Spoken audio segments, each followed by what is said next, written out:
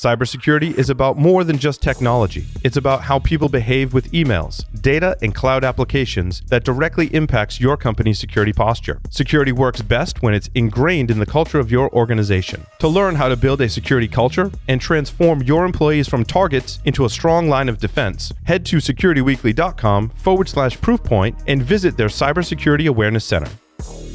The hybrid workforce is here to stay, and it requires real-time visibility, control, and rapid response of every endpoint, whether it's in the office or home. Tanium offers an endpoint management and security platform built for the most demanding IT environments. Many of the world's largest and most sophisticated organizations, including nearly half of the Fortune 100, rely on Tanium to deliver unmatched endpoint visibility and control. Whether you're preparing for zero trust or protecting your network from supply chain risk, Tanium empowers technology leaders to achieve greater agility, efficiency, and confidence. Learn more at securityweekly.com/Tanium.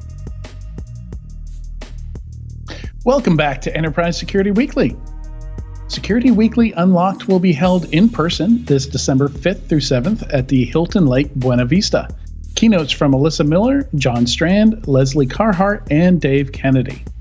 Visit securityweekly.com/unlock to register and check out our rockstar lineup. And now, on to the Enterprise Security Weekly news. I've got quite a few stories in here. Katie, I was talking about how I'd categorize it and throw in the text and stuff like that. You get the... you probably see what I was talking about now. Yep. Absolutely. Yeah, I just need to turn this into a blog post because I end up writing so much stuff in there, it might as well be. But if you want to read these along with us. Blog posts short, though. What's that? They do say to keep blog posts short. Yeah, that would be a challenge here, clearly, for me. Maybe some of these stories alone are probably a blog post. That's a good point. Yes. What we're talking about, if you go to securityweekly.com/ESW248, you can see the show notes that we're talking about, and you can see all our notes there. You can read Adrian's dissertations, and you can see his amazing hair in his photo. So, funding, we always start out with funding, and it's just, it's even crazier than normal today. It's an easy, $1.5 billion in funding? Yeah. I was trying to do the math real quick, and there were too many zeros, and I got lost, of course, because I'm not very good at math. But I mean, it's a lot of money. Holy smokes. Yeah. Yeah. So 3 companies at $200 million, right at $200 million. Dragos raised $200 million. Cato Networks raised $200 million. A computer security firm I had never heard of called Aura that does like identity protection, kind of like LifeLock, like Norton LifeLock has. They raised $200 million with a $2.5 billion valuation. And then Devo, who we know well, we just did Analyst Day last week, was part of Enterprise Security Weekly. Last week is over there, apparently. It's over my shoulder. Yeah, I mean, these numbers are astronomical. I mean, when you start to do a total of $1 billion, not a valuation. This is $1 billion of funding. Think of how many businesses you could really build with $1 billion in your hand. And we're talking about loading this into 5 companies and letting them rip. That's just absolutely insane size of businesses right now. And even 10 years ago, these numbers would have been absolutely unheard of. But so much money is getting poured into the industry. It's both good and bad, right? We know the good, but the bad is that you're going to have a lot of companies that are started by people who think this is a get-rich-quick scheme, and it's not in any way, shape, or form. I'm pretty sure SpaceX was putting rockets into space with less money than we're seeing in the show notes today.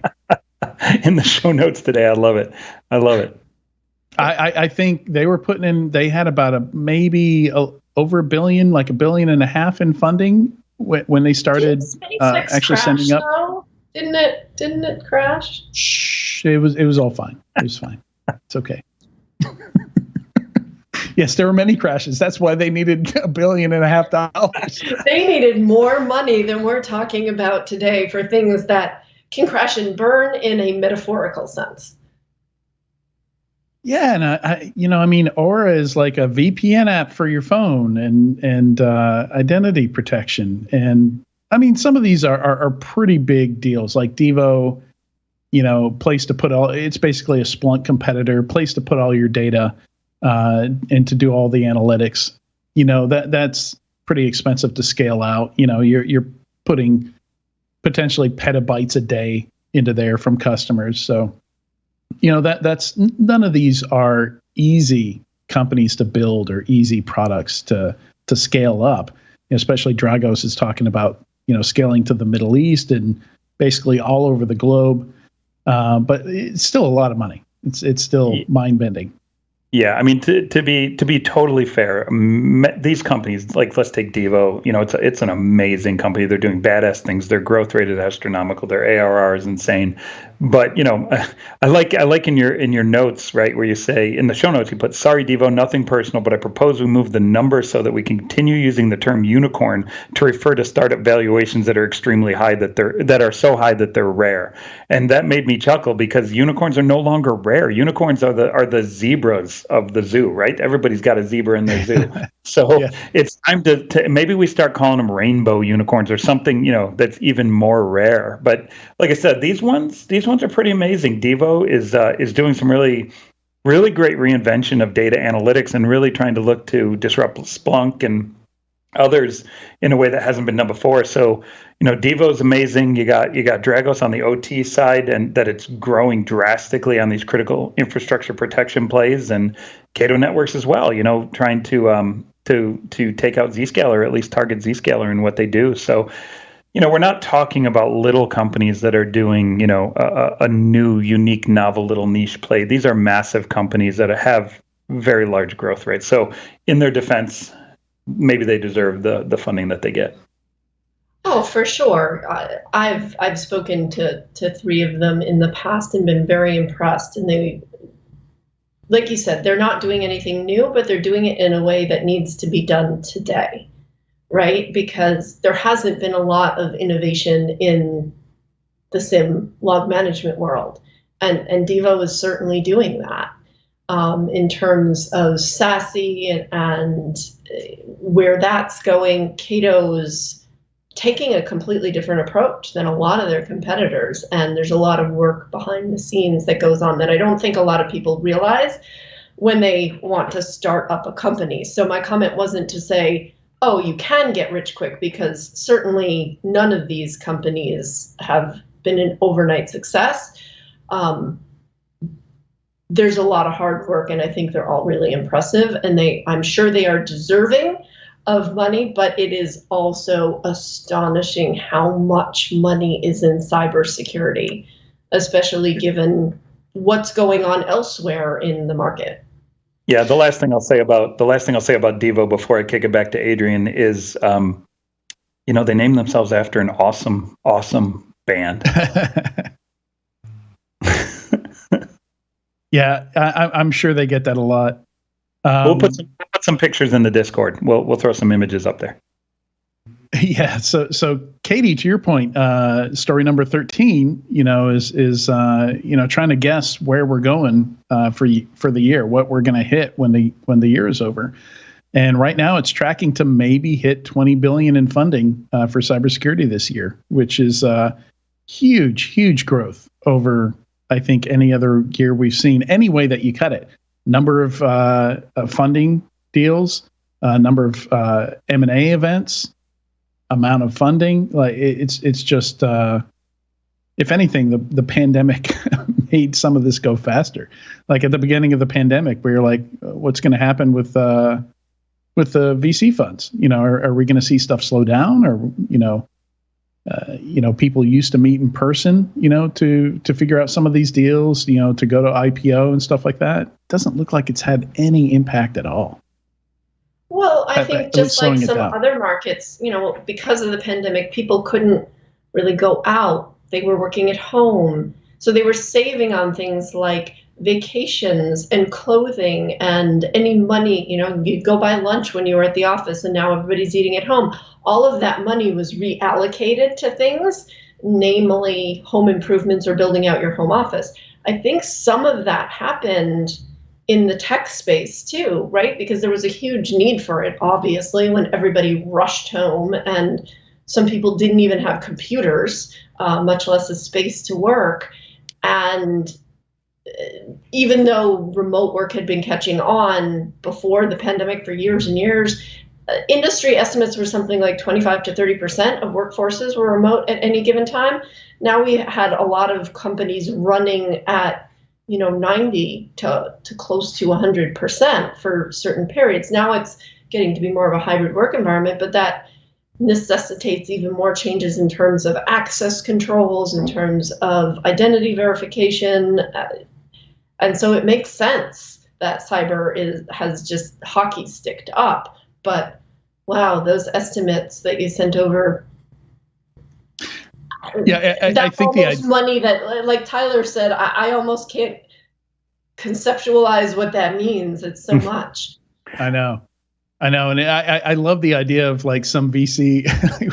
what you're kind of comparing consumer spending, with things in the investor world, and it just tickled me, like the idea of some VC firms eating out fund is now somebody's Series A. Because it wouldn't surprise me. It could be. And some executives are going to make enough money to eat out every night for the rest of their lives if they're working really hard and have a great product. So one thing about this trend, this the numbers that we're talking about and the growth of the market in general, I think, and it's funny, I've been trying to justify this to myself now for 6 months. Like, how can there be so many cyber unicorns? And I think fundamentally we might be at a shift in how infrastructure is done, how companies are built, how products are built, that is so drastic that it is literally upending cybersecurity across the board. And I recently tweeted about this. And where I'm going with this is like cloud, API, SaaS, all of those changes, those innovations have occurred within the last X number of years, 3 years, 4 years, 5 years, and have yet to be truly digested by the cybersecurity market. And I think what you're seeing is a reinvention of cybersecurity in that kind of transformed landscape of modern business. And that's why we're seeing so much growth. I mean, maybe I'm crazy, Adrian, but that's the way I see it. Yeah, no, I mean, we can definitely see that in some of the specific trends. And I just wanted to point out, these are some of the key topics I bring up in my conversation with Will Lin. So make sure you guys check that out also when you get a chance. We're going to air it live after we're done with the news segment here. But that's one of the first things I ask him is, all this money, where's it coming from? Why is it happening? And, he gives like a financial answer, and then he gives more of like a market trends answer as well. Because of course the financial answer is pretty simple. Interest rates are low. A lot of companies are flush with capital, and they need it to return something better than inflation. So they need to put that money to work. So yeah, and money's cheap. Money's cheap. And we're a better bet than a lot of other industries.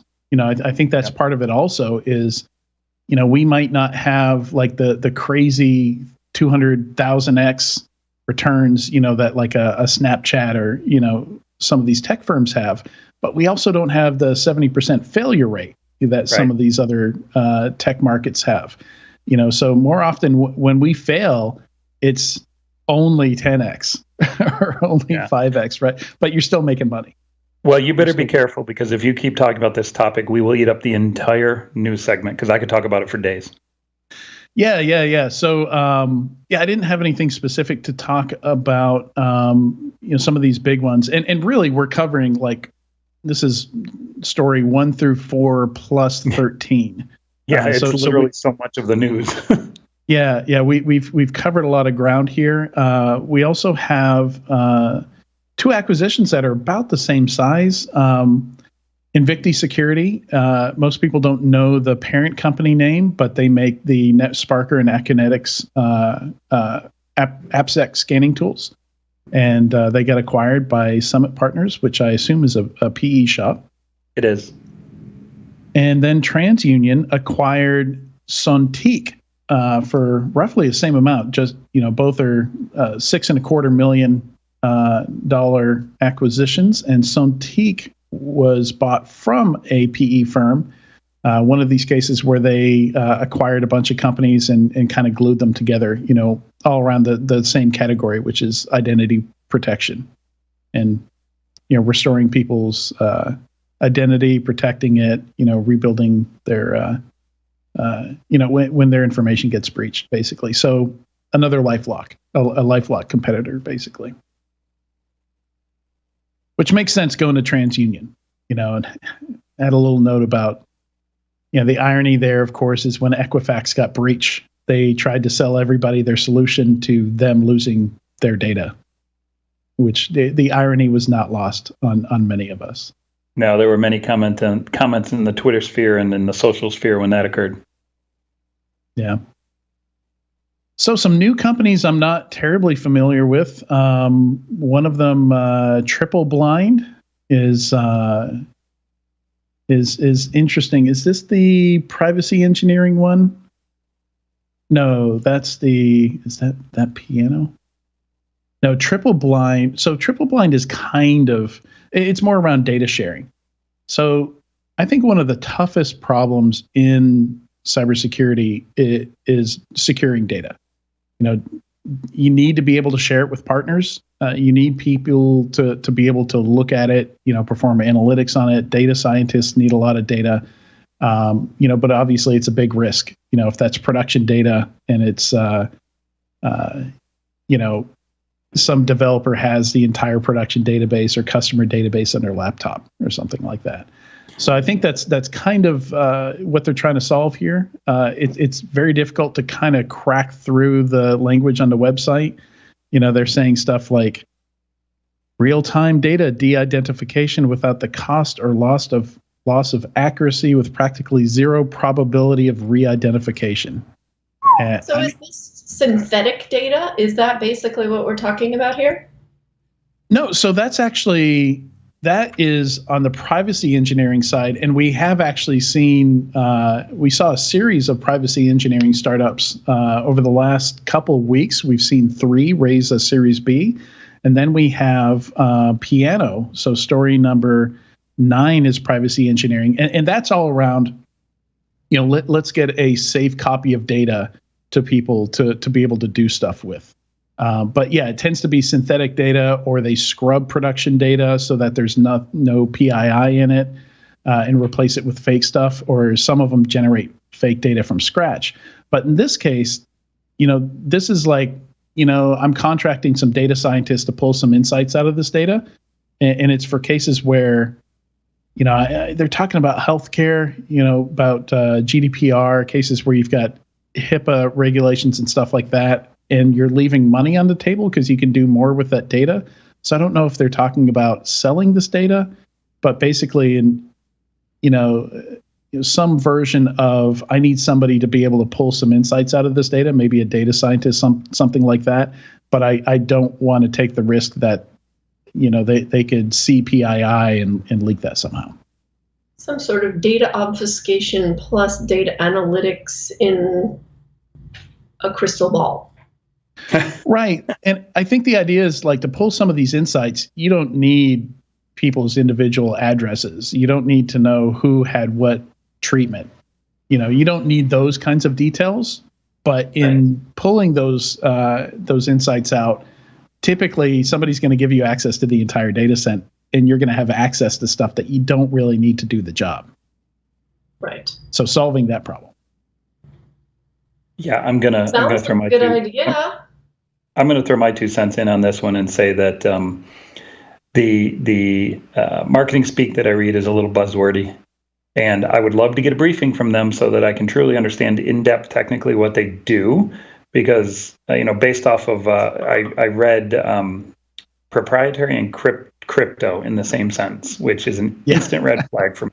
So if you guys are listening, I'd love to get a briefing, and so we can dig into the technical meat of what you do, and then I'll say 2 thumbs up if it makes sense. Yeah, but one of the biggest problems we have in the cybersecurity vendor space is marketing buzz, and saying that as a product marketer. So agree with you 100%. In this case, it's hard to tell if it's intentional or not. If it is, it works. It's a hell of a teaser. And they do have the click here to schedule a technical debrief with us button on the website. So if it's intentional to frustrate you and make you want to talk to them, it worked. It worked. It worked on Adrian. He's in. Give him a briefing. Yeah. Same with you, Tyler. Let me know if you get a briefing. I'll jump on there with you. All right. There was another new startup. Yeah, I mentioned it, Piiano. So Piiano's on the privacy engineering side, which we kind of described. Not super exciting, but very necessary. Again, trying to, developer they don't care if all the data in the database they're working with is fake in a lot of cases. They just need something to work off of when they're developing. So privacy engineering, at least this end of it, the dev focused end of it, is all about letting them do that job without the risks of having actual production bases flying around or, crossing their personal or work laptops. Yeah, is the way that I read this. Yeah, this one at least seems like it's grounded in some, meat of technology of providing scrubbed fake data that actually maps to the correct, structure, things like that. That sounds like it's a reasonable approach. Yeah. Worth noting that this is a Weil Ventures seeded company here. They led the seed round, which is a healthy $9 million. No, $9 million. That's a drop in the bucket in today's rounds. It used to be Series A. Now it's seed. That's my angel. That's what I invest as an angel. I think I'm going to skip number 10 here. That's been talked. They covered that on ASW. They covered it on PSW. I still think if you haven't read up on this NPM package that got somebody basically threw some malware into an NPM, a very popular NPM package. We've been talking about these kinds of supply chain threats forever. You've got a single person that's responsible for an open source library that everybody uses. And it's really easy to target that single person, and they click on a link in a phishing email and, somebody steals their creds and now they've thrown, and I say malware, it's one of these cases where it's like, you think about what the bad guys could have done and all they came up with was mine Monero. So they throw Monero miners on your machine when you update this NPM package. Well, so this just tells you how stupid the hackers are, because if they were smart, they would have mined Shiba Inu, which is up 700% in the last 2 weeks. So they're just stupid for mining that particular one. I saw that. Yeah, Shiba Inu, go figure. I had a buddy of mine tell me about a month ago to get in, and I thought he was insane. And here he is, 777% up. But neither here nor there. Those supply chain attacks, the reason why those things are so scary, quite frankly, is the force multiplier of the supply chain. I pop one NPM package, and I get it in everywhere, right? Especially if I pop a package that's widely distributed. So that's always, to me, the supply chain style attacks. It's like poisoning the water in a city, right? You just hit so many targets with it. So for the first time, I've got a couple crimes in here in the stories. We've got one, I don't want to call it a company because it was pretending to be a company. Pretending to be an email security company, managed to raise $50 million from investors, not actually building anything, just a scam. And my pithy comment there is it's only 3.5% of what Theranos managed to raise.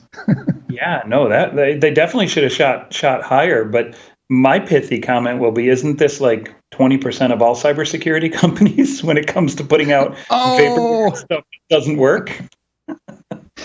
It all comes down to intent. Did they intend to build a functional product? So if I write garbage that doesn't work, that's okay as long as I intended for it to work. Yes. Okay, I'll keep that in mind. Yeah, as long as if you're neglecting engineering, not a scam at all. I don't. Did you have any thoughts on either of these, Katie? You can introduce the other one if you want to. Reading the one about Netflix, former Netflix executive convicted of receiving bribes and kickbacks, it's not surprising. It should be surprising. Of course, I was also watching Succession earlier this week, so maybe that's where my mind is. But it's amazing that this goes on, but you have to wonder to what extent it's going on, because there is so much money floating around in the cybersecurity space that it's almost blinding. And I think we forget, having worked in security for so long, where we are in terms of in comparison to other industries, because there is so much money in this space, in terms of salaries, in terms of funding, in terms of acquisitions, all of that. And with that comes greed. It's unfortunately natural human behavior to some people. And it's really scary how this could have happened. And the one thing that we'll never know is what happened with these vendors. What happened on their end that they were allowing this to happen? Why didn't they perhaps have more confidence in their products? Were they just trying to get a really big name? Were they doing it, it goes back to intent, with good intention? Yeah. Or were they just trying to get a name on their leaderboard? Yeah, there's so many different angles to this, right? Because I'm an advisor at a half a dozen companies, and I'm also the CMO of Jupiter One. So what happens if a company I advise and I make an introduction to Jupiter One to consider buying that product, right? The biases that occur when you have equity or an investor in a company are so difficult to manage that it becomes a slippery slope, and it's very, very easy for somebody like at a Netflix. Like if you land as a business, if you land Netflix, that's a huge brand that everybody wants to emulate. So you're able to say, hey, we have Netflix as our customer. So, that's going to drive additional business, significant additional business. And so I'm not surprised that, people fall into that rat hole of, hey, you know what, I'll buy your product, but you're going to kick me back this, you're going to take care of this, you're going to make me an advisor on your advisory board with some equity. And it's just such a slippery slope that you have to be very, very, very careful of to disclose those biases so you don't fall into this type of trap. And the thing that bothered... a lot of startups will, for certain buyers, it's almost expected that they'll be on, those buyers, big names, will be on the advisory board because they want to shape the product. They want to have some influence. They want to have some say in where the product may or may not be going. But that's done with good intent, and they're not expecting anything more than an opinion. So where the tipping point is, like you said, it's a fine line. But I mean, obviously, when you're getting kickbacks, that's not a fine line. That's a very clear problem. But I can see how, as a salesperson, I was in sales for many, many years before I switched over to what I consider the bright side. Sales is definitely the dark side. I can see where it would be so tempting, especially if you're that close on your quarter or the year or whatever, to be like, I can land Netflix. I can do this. It's just this one little thing.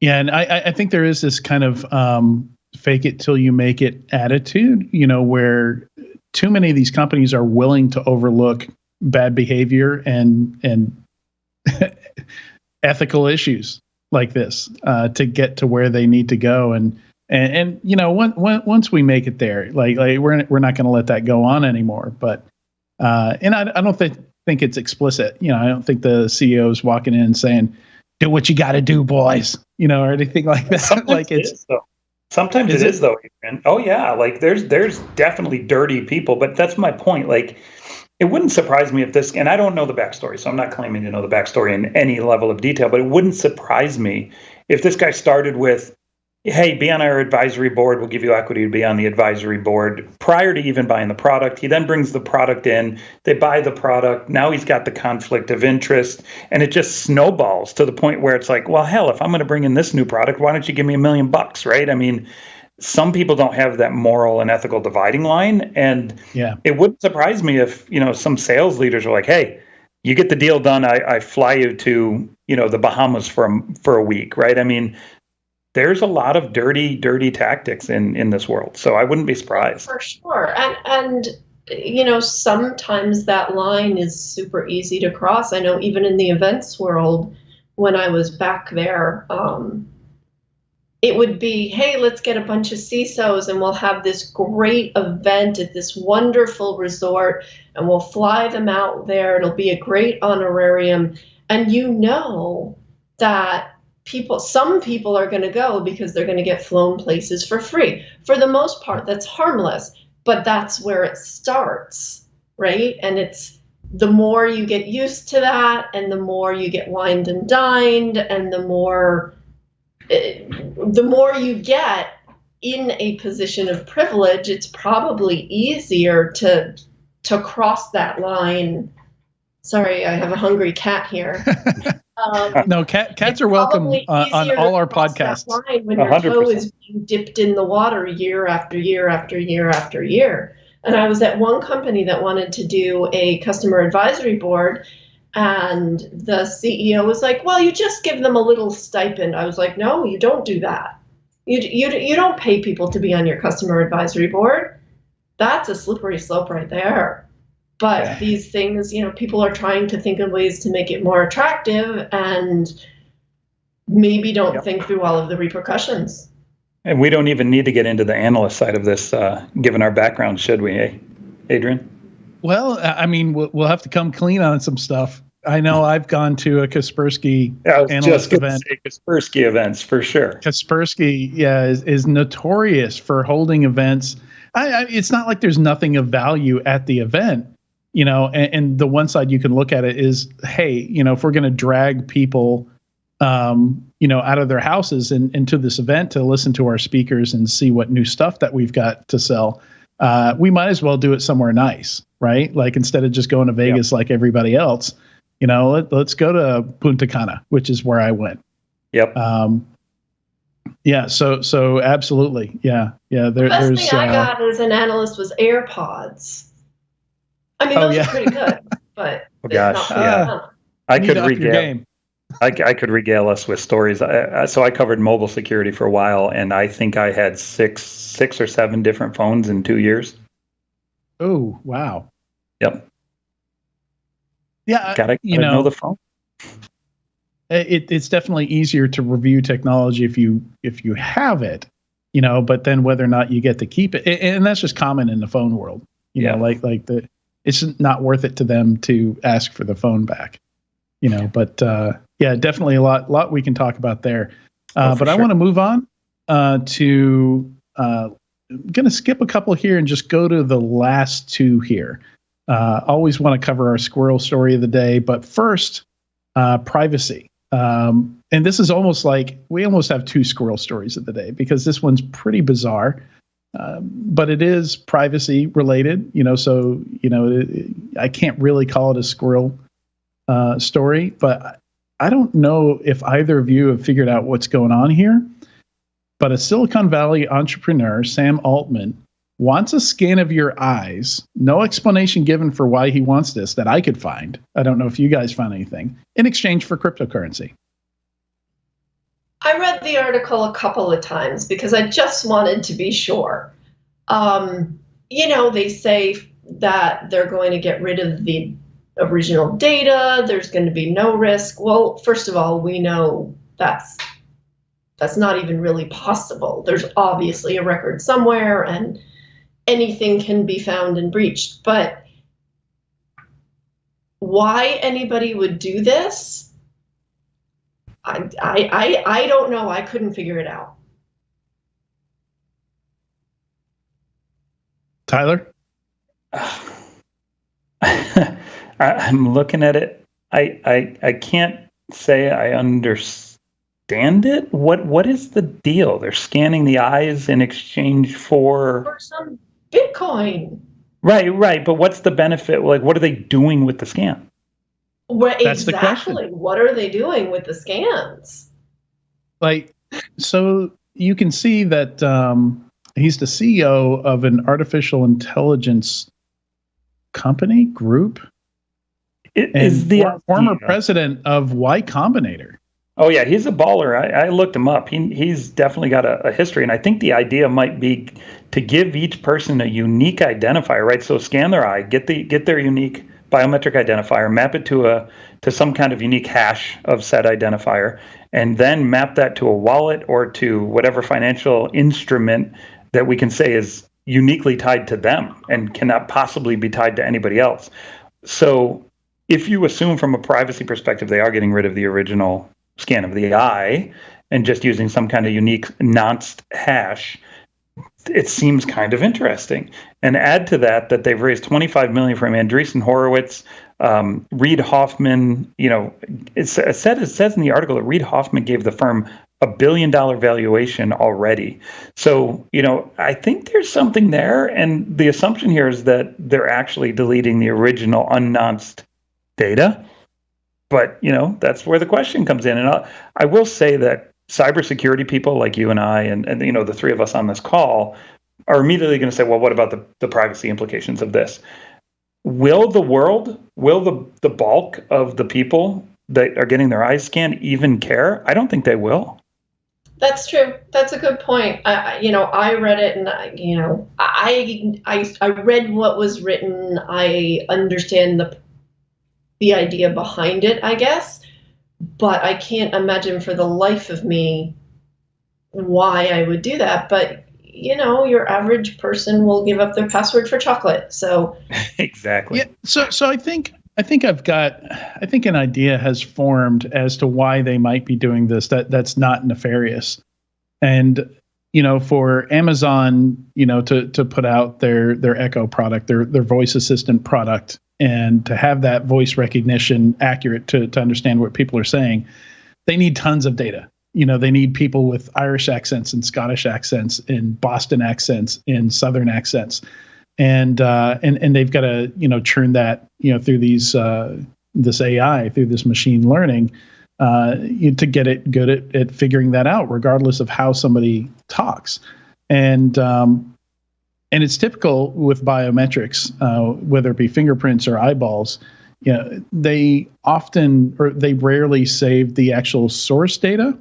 I mean, generally, if they're going to change the algorithm, sometimes they will save an image of your fingerprint or your eyeball or your iris or something like that. But typically, they turn it into a map. They turn it into a series of numbers. And I could see in this case where if they're trying to make better quality, iris scanning, some kind of biometrics that's really dependent on better quality eye scans, they need tons of data. So I think it's a little bit bigger than that. So today, and maybe this is just my opinion, I don't know, but today it feels like each person's current identifier of who you are is your email address. You log in everything with your email address. What if that ceases to exist and you can log in with your unique identifier that they own, that they maintain for you, and it becomes like your digital certificate to map to your identity, and eventually turn that into the ownership of your financial world, your wallet, your access to different websites? Everything can come off of that central identity system. I'm guessing that's what they're building. So instead of using this for authentication, using it for identification. Yes, and yes, both. It could potentially. Yeah, right. Of course. Interesting. I think it's a really cool. But anyways, I mean, we've seen Microsoft throwing away passwords, and email already seems pretty archaic as an identifier. And the combination of those two has led to credential theft as a really, really effective, one of the most effective attack methods out there. you can hear her from a prediction standpoint. In 10 years, we'll no longer use passwords and we will no longer use email as our identifiers. It'll be some kind of biometric like they're trying to build, coupled with some kind of automated multi-point identification of who's saying what they're saying, whether it's a fingerprint or a scan of your eye. In 10 to 15 years, that's what's going to happen. Passwords are dead. Wow. Yeah, I agree with that. And, passwordless is finally catching on after talking about it for, however many years.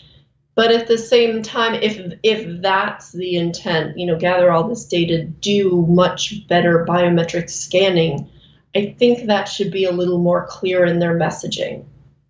Because to me, it feels like they're skirting the issue. If they came out and said all the things Adrian said, I'd be like, yep, get it, totally understand it. Still not comfortable with it from a privacy perspective and from a creepiness factor.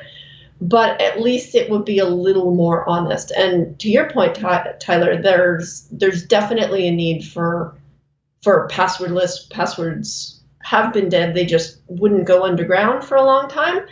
But the clarity in the messaging really needs to be better on this so that more people feel more comfortable. Because I'd be, as a skeptic, as a security person, a lot more comfortable if they said that, then, hey, just scan your retina, we'll get rid of your data, and we'll give you some Bitcoin in exchange. It just sounds so shady without an explanation. Right. It's not there's no explanation, and it makes me automatically go, what? Why? Yeah, I mean, that's PR 101. Like, if you don't control the conversation and you let people just assume what's going on, it's always going to go negative. I'll give it away for Bitcoin. Come scan my eyeballs. I'm fine. They're going to send you a device. Are you up for sale for? Yeah. What's the cost? What's your threshold? Chocolate bar. I'll do it for a chocolate bar. No, you said you wouldn't. You'd do it for candy, though. All right, fine. I'll do it for a roll of Spree. You didn't even like chocolate. Yeah. I know. I'll do it for Spree. Give me nerds on a rope. I'll do it. You can have my eyeball. All right. That brings us to our last story, our squirrel story of the day, which is, we've seen a series of companies, Beyond Meat IPO'd a couple years ago, Oatly IPO'd this year. A lot of move towards meatless and vegan alternatives to things. This kind of flips that whole thing on its head, and they're using yeast to generate real milk protein so they can make real dairy products that are vegan because they didn't come from any animal. Oh gosh, I think I just threw up in my mouth a little bit at the thought of that. Like, it just doesn't sound good to me. Sorry, man. That's the future. In your future, where we no longer use email addresses and passwords to identify us, chicken nuggets are grown in a vat, and so is cheese. And we'll be eating yeast cheese. Non-dairy yeast cheese. You can't tell the difference. We already have fungus They say cheese. You can't What's tell the difference? What's that? We already have fungus cheese. Right, like that's a key way that you make different flavors of cheese, right? Like you have to add mold and stuff to it. Delicious mold, yes. We use yeast to make every alcoholic drink. What's your problem? Tyler? Well, if you gave me alcoholic cheese, I'd probably eat it though. There is alcoholic cheese. Now I threw up in my mouth a bit. Wegmans has alcoholic cheese. It's delicious. Let's make alcoholic fondue. Alcoholic cheese. Oh my god. Alcoholic fondue. That's so gross. There's whiskey I have had beer cheese dip. There's bourbon cheese. No. You're missing the point. That burns off all the booze. I want cheese that's 100 proof. You just dip it in your alcohol. So it's like with the THC gummies all the kids are eating now. I want the alcohol version of that. I think that's called alcohol. Yeah, all right. I'll just stick with my. It's called Jello shots. It's called Jello shots. Fireball. Let's go. All right, and with that, I think we're going to wrap for the news segment. And stay tuned. When we come back, I mentioned it before, we've got this great interview with Will Lin from Forge Point Capital. Stick around and check it out.